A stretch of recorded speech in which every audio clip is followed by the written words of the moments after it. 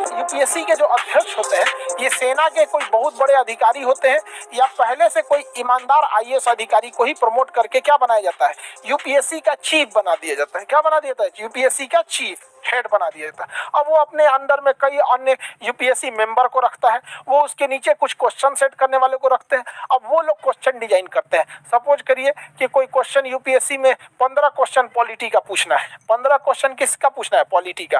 तब ये यूपीएससी वाले क्या कहेंगे, जितने सेंट्रल यूनिवर्सिटी हैं जैसे जेएनयू है, डीयू है, इलाहाबाद यूनिवर्सिटी है, साउथ की कुछ यूनिवर्सिटी हो गई, असम की, उड़ीसा की, बिहार की, झारखंड, राजस्थान, गुजरात, महाराष्ट्र, छत्तीसगढ़, सारे यूनिवर्सिटी को बोलेंगे लोग, ए भैया देखो प्रोफेसर कौन कौन हो, एगो क्वेश्चन सेट करके दो। अब 10 गो क्वेश्चन चाहिए, अब मंगा लेगा लोग ये लोग 250 क्वेश्चन। 10 गो क्वेश्चन चाहिए, अब मंगा लेगा कितना? 250 क्वेश्चन। अब हो सकता है कि किस प्रोफेसर से मंगाया, किससे नहीं मंगाया, किसी को नहीं पता है। अब जैसे आप बड़े यूनिवर्सिटी में जाएंगे तो एक ही सब्जेक्ट के 4-5 गो प्रोफेसर रहते हैं, उसमें एक हेड ऑफ डिपार्टमेंट होता है, एचओडी। अब उसके बाद ये लोग डिसाइड करेंगे इस 250 में से कै गो 10 गो को डाला जाए क्वेश्चन। तो ऐसा ये लोग खुल के पब्लिकली थोड़ी बताएंगे, लेकिन क्वेश्चन में कैसे सेट करते हैं। पता चला क्वेश्चन में हिला दिया यूपीएससी का, आज लेना लीक हुआ है। यूपीएससी का क्वेश्चन नहीं लीक होता। अब क्वेश्चन सेट हो गया, अब ये सेंटर अलॉट करेंगे। यूपीएससी वाले हर जिला के डीएम को फोन करेंगे, मेरा 16 तारीख को एग्जाम है, सेंटर खाली रहना चाहिए। डीएम को कह देंगे तुम ही यूपीएससी से गया है, 16 तारीख को हमको सेंटर खाली करके दो, स्कूल इतना इतना तुम्हारे जिला में चाहिए। वो स्कूल खाली करके दे देगा, वहाँ एक दिन पहले क्वेश्चन पहुंच जाएगा, आप लोग बैठ के एग्जाम दे देंगे, कॉपी जमा हो जाएगा, अगले दिन अखबार में वेबसाइट पे आ जाएगा, आप जाके आंसर मिलाइएगा। उसका घर फोन करेगा, मम्मी तबीयत में खराब हो गया था, इस बार गड़बड़ा गया थोड़ा सा, 2 नंबर से गड़बड़ हुए हैं। जितना खचरा बोलता है 2 नंबर से गड़बड़ हुए हैं, बहुत ज्यादा नंबर से गड़बड़ हुआ रहता है। ये 2 नंबर बहाना है, समझ में आ गया कि नहीं आ गया?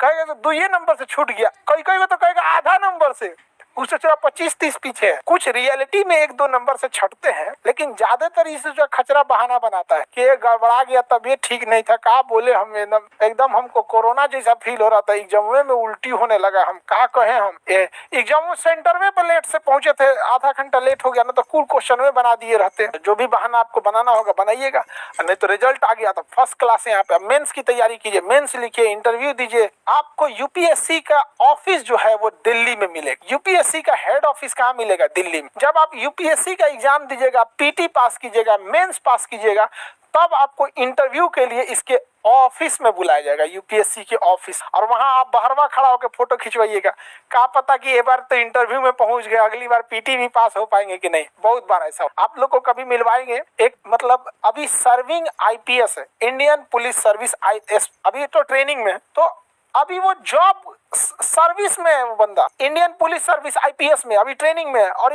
यूपीएससी का पीटी ने निकला। उसने दोबारा भरा कि इस बार हमको मेहनत करना है और जम के पढ़ना है और डीएम निकालना है। आईपीएस से उठा के डीएम, पीटी ने निकला। अब सोच सकते हैं कि उस आदमी से पीटी नहीं निकला तो यूपीएससी कितना टफ एग्जाम लेती। इसलिए यूपीएससी को हल्के में नहीं ले सकते। कभी मिलवाएंगे, ट्रेनिंग वगैरह खत्म होता आप लोगों से। तो यूपीएससी काफी चैलेंजिंग एग्जाम हो जाता। आगे बढ़ जा, यूपीएससी के अगर अध्यक्ष है, जो यूपीएससी का कौन है? अध्यक्ष।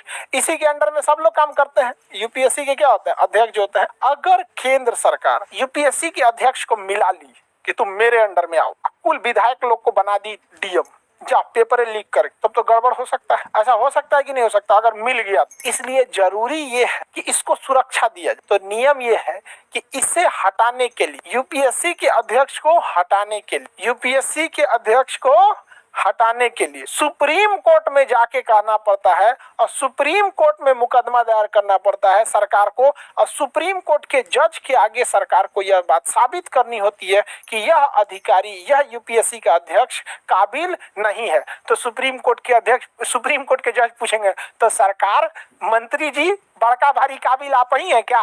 बताइए तो कहाँ गड़बड़ किए हैं, कहाँ इनकी काबिलियत में शक है? अब बताओ। यूपीएससी का जो एग्जाम दिया होगा वही ना डीएम और एसपी बना होगा, और जो 10 साल या 20 साल 30 साल डीएम एसपी के पद पर रहा होगा, तब जाके उसको जिला से हटा के कमिश्नरी दिया गया होगा, सचिवालय दिया गया होगा, सेंट्रल डिपार्टमेंट दिया गया होगा, आईबी हुआ होगा, या फिर बीएसएफ में दिया गया होगा। इधर उधर घुमाने के बाद में प्रमोशन ले आके आईपीएस उसको बनाए होंगे यूपीएससी का अध्यक्ष। यूपीएससी का उसको हटाना खिलवाड़ समझ गए? अरे एक तो नयका आईपीएस आपको सुना देगा बढ़िया से, तो वो हटने वाला है। सुप्रीम कोर्ट तो बढ़िया लोग का बुखार उतार देता है। पता चला क्या गए थे साबित करने के चक्कर में और उल्टे 4 को सुप्रीम कोर्ट फटकार लगा के फेंक देगा भाई यहाँ से, बकललवा कहीं का। आता जाता कुछ है नहीं, आए यूपीएससी के अध्यक्ष को हटाने के लिए, निकलो यहाँ से। समझ आ गया कि नहीं? सुप्रीम कोर्ट बढ़िया बढ़िया लोग को उनको हैसियत दिखा देता है सुप्रीम कोर्ट, उसके आगे सुप्रीम कोर्ट के आगे किसी का नहीं चलता है।